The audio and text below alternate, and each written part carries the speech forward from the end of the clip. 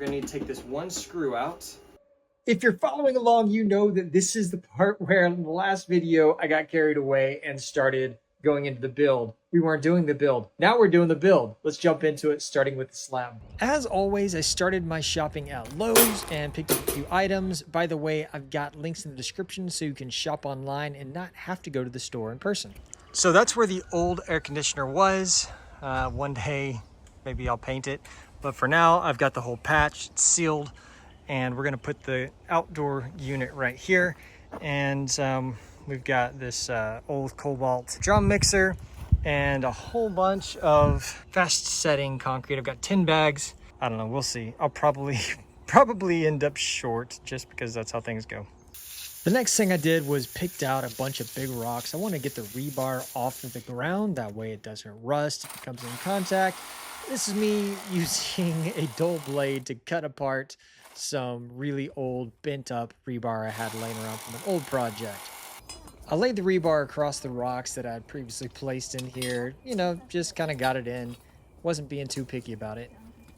Now, I know you guys are going to be like super impressed, but this is probably not going to win me any awards. So it's just for this outdoor unit.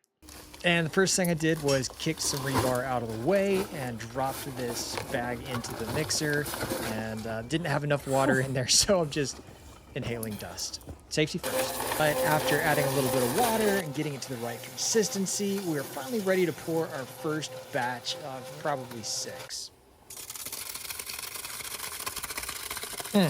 Yep, let's do that again.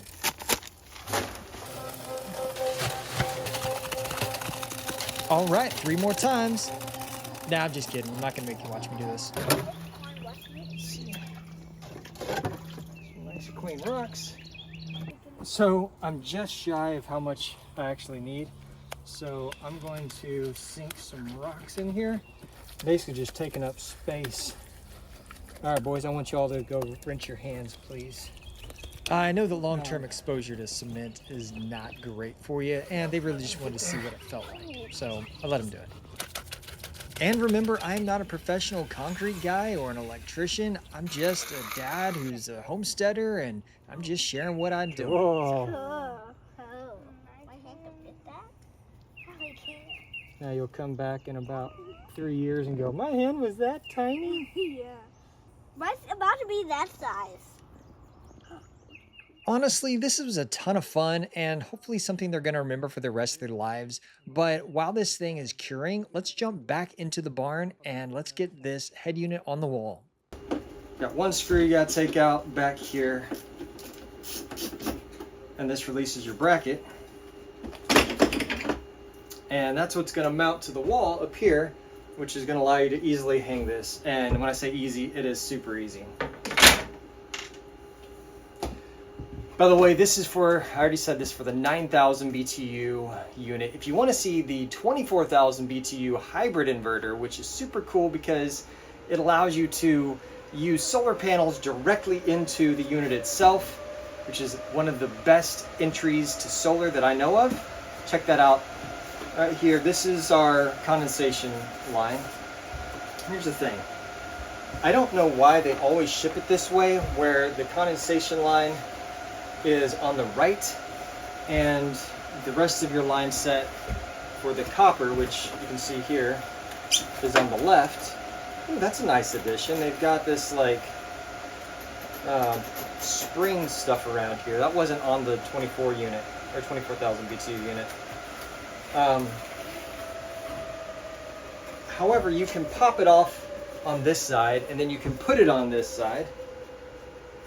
So we're going to do that because I don't want to have 2 holes. I want to have 1 hole, and I don't want to have to run this back here and then back out.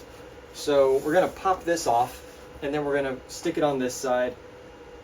But first thing I'm going to do is slowly bend this, and man, it's scary. I feel like I'm going to break something. I'm going to bend it up like that to get it out of the way. And we are going to run this whole thing through the wall here in a minute. But that allows us to get to this plug. Okay, so here on this side over here, we've got, it's going to be really difficult for you to see it.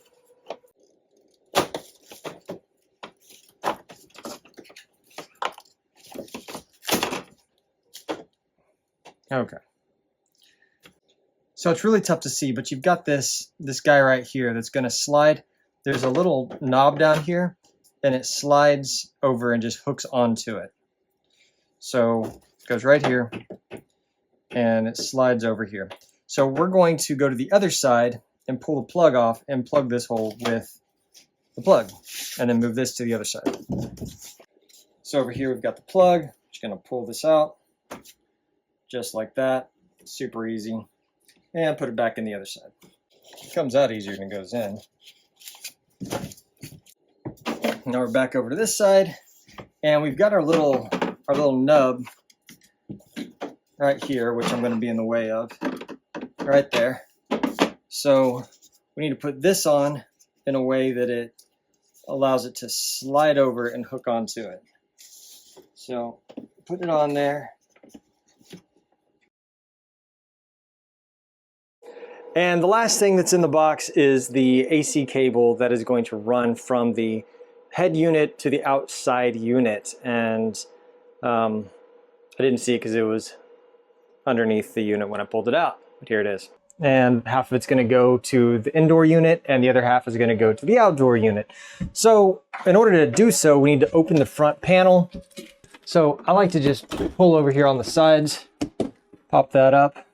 So now we need to remove the cover, this guy right here. Now we see we've got 1, 2, 3, and ground. That's what we're connecting to. But we've got to get the wire through the unit. So this is fun. But also right here, we've got this clamp that's going to hold down the wires. So we're going to remove this guy. I don't want to lose that screw. Pull that out. Just going to pull that aside for right now because that's going to hold our wire in place. So I think the easiest thing to do is going to be to roll this thing onto its belly just a bit. And we're just going to slowly get this down. I've actually got this part just kind of dangling here. And the reason why is because we have to feed the wire through here. So we're going to do this now and then we'll come back in a second. So we've got to go from the back right here, and I think we're supposed to go through this hole, but that doesn't really make sense to me because it's going to have sharp edges, and I don't like the idea of putting the wire through the sharp edges. And then we can see way back here, that is the deal that we took off, the clamp. So we got to go back through that hole, or kind of head in that direction. So we've got two ends. This end's got the little, I guess, insulator on it. I'm going to have that outside. I can't find anything that actually says one way or the other. And then we're going to take this and put it on the inside. So you know what? I am going to go ahead and go through this little hole here. And I'm going to start aiming for the front. So I'm aiming for the front right here. I'm looking for that hole. I'm going to start pushing toward that hole. And then I'm going to slowly rock it back as I'm pushing, and I can tell that I've made it through. So that's all we need to do right there, and start laying it back down. Now we're back here in the front. You can see we've got the wire coming through, so that's great. Now we just need to land the wires on their respective terminals. One's going to go to 1, 2 to 2, 3 to 3, ground to ground. You've got the heat shrink. Red looks like it's 1. Which is kind of weird. You'd think black would be 1, like for L1.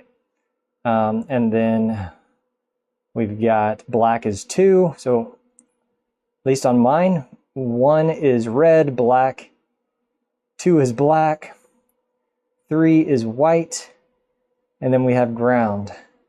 I'm going to start, as is always best to start with ground. Now the ground is a ring terminal. So you got to pull this screw all the way out, which is a bit frustrating.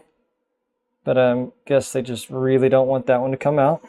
I actually got to push some of this wire back in. All right, got that one in. But luckily, these are not rings. You can just loosen them up just a little bit and then slide the forks underneath them. This is a great time for me to point out that if you'd like $50 off of this unit or anything else that Signature Solar has to offer, check out shopeth.link, like right out of the King James Bible, shopeth.link, and I'll have it in the cards and the descriptions and all of those places. And it will allow you to find the coupon code for $50 off. It changes every couple of months, so check there before you buy. Also, I want to thank Signature Solar for sending this out for review. I really appreciate it. Let's get back to the install. There it is. There's a washer and lock washer. So make sure you get underneath each of those. You want to go all the way to the bottom. Because that's exposed, I'm going to make sure it's actually tight. Oh, and it wasn't. Their ground wasn't tight. Interesting. All right, last thing we got to do is put the wire clamp back on. I want to pull a little bit of slack out. Put that there. There you go. That's it for the front. Oh, no, we got to put this panel back on. So what I need to do at this point is figure out exactly where I want this thing to hang. So I'm going to use the template. And because I patched this hole, I actually like the idea of not having it visible because it is kind of ugly. And so what I'm going to do is mostly hide it with the unit like this. And the other thing is I need to make sure that the line set that goes out misses the studs. I know there's a stud here and I know there's a stud here because I can, well, see the screws and then of course the line right here from my sheetrock or plywood rather. So having this guy right here, that actually works out quite well. The next thing I'm going to do is take a nail, put it in right here because that's where I want this guy to go. And it's going to hang on that. And that's going to get me started. Grab my hammer. Oops. That was so smooth, Eric. Oh my goodness. It's like I've never hammered before. Oh my goodness. Okay. So I'm going to take my level and make sure this cardboard is level. There, right there. I'll go here and here. But the whole point of this is for me to get my second nail, and I want to put it right through the center of where I'm going to drill for the line set. Okay, and now I'm going to pop these off. That's going to show me where I need to drill my 2-inch hole. That's going to show me where I hang this guy. Hang it like that. Then I can put my screws in this plate. Now that I've got this mostly tightened, I'm going to make sure that is level. Because we don't want this thing hanging on the wall crooked. It'll drive me crazy for the rest of my life. Definitely want to put them right here where the little lip is. Because that's where the majority of the weight is going to be placed. In fact, all of the weight is going to be placed right there. This hooks on, but it's not really holding any weight. So with that secured, and that secured, that doesn't really even matter anymore. I think we're good to go. All right, so now I've got a 2-inch bit on here. And this is actually a masonry bit, so I should probably pick something else, but this is what I've got. And you want to go in at an angle, not straight in, but down a little bit. All right, let's start it.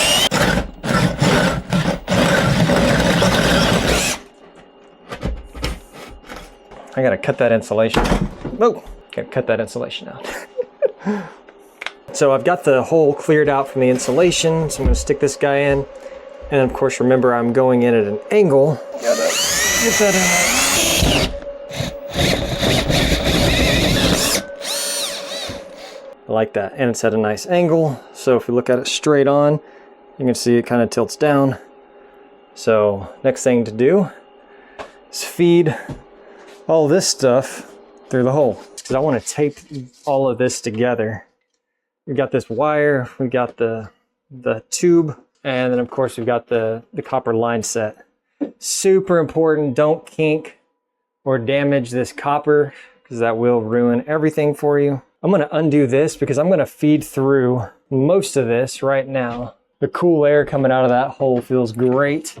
It is boiling in here since I took this air conditioner out. We're going to go ahead and use it. This is what is provided. So I forgot to mention it, but make sure that the drain tube is beneath the copper when you do this. And see, it's some of the most infuriating stuff to work with. I'm going to start with some duct tape. Duct tape. I imagine it's got a UV protectant on it, which would be important. Sure would be great if it was sticky on one side or the other. And this is basically, at least as far as I'm concerned, just to help me get it all through the wall. Why do us DIY guys never ask for help? We should start doing that. I was hoping that gravity would feed that through, but it didn't. All right. What's going on here?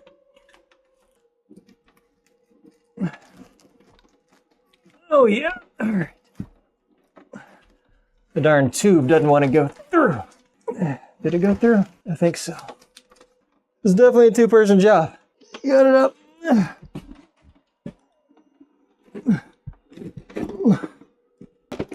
All right. Okay. It needs some finessing to get it in place completely, but we're kind of there. Yeah, there it is. All right. Snug and in place. It's so hot in here. It's 78 degrees Fahrenheit in solar room. Oh, it's only 78, but that's by the window where the cool air is coming in. Holy moly. We'll peel that off. Well, it looks nice. It looks real nice. All right, the slab is cured, and Buddy and I are gonna move this thing into place so we can just make sure we have the holes drilled in the right locations, and then we're gonna move it back out. I'm using a punch to make little divots where I want to start drilling. And after moving the unit back out of the way, we used a masonry bit to drill the 4 holes. Remember, measure twice and drill once, or well, 4 times. So do you measure 8 times? I don't know. I'll leave it up to you. Nonetheless, after we got the holes drilled, we went ahead and dropped in the masonry anchors, put the unit on top, then we dropped washer and lock washer, and then followed by the nut, tightened it down pretty good. I don't think this is the proper way to do this, but you know what? It's going to hold really good for what we're doing. Now, remember in the box we had that drain joint? Well, the manual says that heat pump units require a drain joint. Before bolting the outdoor unit in place, you must install the drain joint at the bottom of the unit. But here's the problem. Take a look at how much space is actually beneath the unit. There's hardly enough just to get a tube down there, let alone the entire joint. So in order to make this thing work, we would have to raise the feet up or make the unit sit on blocks on top of this thing. And this just seems impractical to me. So I contacted the manufacturer and they said, while it's probably best to have it in place, it's definitely not necessary. And so I opted to not install it. I picked up a line set cover on Amazon, and of course it'll be linked below, but first thing I needed to do was slide the wall cap through the cord and attach it to the side of the barn.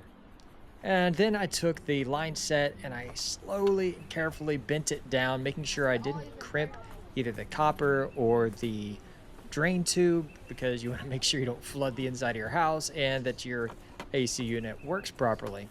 Then I take the wall cap cover, place it over the top, and secure it in place with the screws. Next thing we need to do is remove the cover here. Got some 4 screws. Oh, it looks like we got a 5th. Let's pull this one off. Put these screws back in here so we don't lose them. More serial numbers. That's good. Got our ground. Then we've got our 1, 2, and our 3, and that's going to come from this guy right here. Remember, red is our 1, black is our 2, white is our 3, and then ground's going to go over here. Then we're going to have our line and our neutral, and that's going to be our power coming from our grid, or in this case, our 6000 XPs. So what I want to do is go ahead and pull these guys off. This here, one of my absolute favorite screwdrivers. My boys gave it to me for my birthday. All right, we're going to pull that off. Okay, and we're going to pull this one off as well. Now, all of this is supposed to go through conduit. Make sure you follow all of the rules. So next I installed a 1/2-inch plastic screw-in connector for some non-metallic liquid-tight conduit. And then I fed the 4 wires up through it. You kind of have to take them one at a time, but you'll get there. Next, remove the wire restraint so the wires don't pull out. And just like the inside, you're going to follow 1, 2, 3, and ground, and then you're going to be done with this wire. And I think if you drop something down in one of these holes, you're not going to get it back. All right, so we've got our ground. We got the number 1, number 2, number 3. Next, we're going to go ahead and connect right here. We're going to connect the line set so that we can connect the refrigerant. This next part may be considered the trickiest or the most, I don't know, the highest risk of error, but this is where we're going to connect the copper lines. And I say that because you want to make sure that you're not going to kink these things and keep them nice and straight. This is the thicker of the two. You want to slowly uncoil this guy. You don't want to get any debris in here at all, so leave these protective coverings on until the last minute. I'm looking here, I've got the thin line and then the thick line. This is the thick one, so we're going to do it first. I'm just going to hand tighten this for now. There is a specific torque.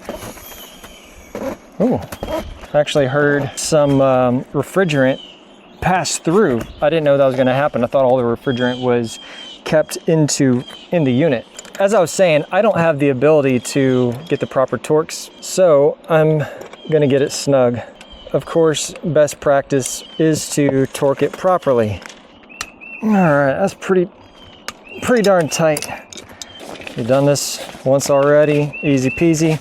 Like this one's even easier because it's so much thinner of a copper line, which makes it easier to kink actually. This plug-in cool is actually a really cool system. You don't need any specialty tools. It just does what it's supposed to do. Yeah, I think that's pretty neat. All right, nice and tight. Now we'll get the bottom. So now that we're down here, we've got to figure out a way to get this stuff coiled up behind the unit so it's out of the way. I've seen some people say that it needs to be laying flat as opposed to up and down, so I don't know. The manual doesn't say anything, it just says coil it behind it. Now we're going to take off this cover, just that one. The thicker one is up on the top. Of course, you can see some debris and stuff on that, so it's a good thing that we kept the cover on. I want to make sure I don't cross thread this. It's super important. All right, that's nice and tight. Now we're going to do the same thing with this one. Okay, the last thing we're going to do, I'm going to take this off, and underneath here we've got our hex key. And so remember this little guy, they shipped this in the box. We're going to go in here and we're going to open it all the way up, and you can hear it flowing. That's awesome. So you're going to open it all the way up until it seats right somewhere right there. Okay, put the cap back on and snug it down tight. Not too tight, don't want to strip it, but tight. Same game. Open it all the way up. All right, fully seated. Back on there, snug. Now, of course, at this point, you want to go ahead and, if you've got the ability, use your sniffer and make sure that, there's no leaks coming out anywhere. We're also going to put these pins in. We're just going to stick them in here, and these are going to keep it from backing out. And of course, we'll do it up there as well. So finally, we need to connect the outdoor unit to the grid, or in this case, my off-grid solar system. And I'm going to do so by running some liquid-tight conduit with some THHN wires through it. And I landed them on a 60 amp single phase outdoor light duty disconnect box. And this box is well overkill for what we're doing here, but it was inexpensive, and it will do the job just fine. I'm using 8-gauge wire here, and it is way overkill for what we're doing here. I mean, this unit only pulls 5.9 amps, so definitely larger wire than we need, but it's left over from a previous project, and it was already in the conduit, and it was the right length, so you know what? I'm just rolling with it. Next, I plugged in the extension for the drain line, and then I started putting together the line set cover. I assembled the first piece, then slid it up into the wall cap, and now I'm putting together the coupler. And basically, I'm just going to screw the coupler to the wall. Next, I'll assemble the last long piece of the line set cover, and basically you hook it on one side, and then you squeeze it together, and then the hook basically grabs the other side, and then it snaps in place. And then it's pretty much not going to come apart at this point. So then you just slide it up into the coupler, then put the top piece on and screw it in. And then you put the end cap at the base of the line set and you're all done. Of course, I forgot to film that part. Jumping back to wiring, and I have no idea why I keep doing it in this order, but whatever. We're going to go ahead and strip back the wires and place some spade terminals on the ends of them. Make sure to crimp them on real good. To keep with the theme, I put a ring terminal on the ground just to match the rest of the wires. Pull the retention clip out of the way, and then go ahead and connect the black wire to the L, which is your load, and then the white wire to the N, which is your neutral. And then, of course, connect your ground as ground. Now put the cover back in place. Be sure that the gasket is still there. You want this to be watertight. After all, we're dealing with electricity here. And then, of course, put all the screws back in place. Remember, there's 5 of them. There's the hidden one down in the bottom middle. All right, here we go.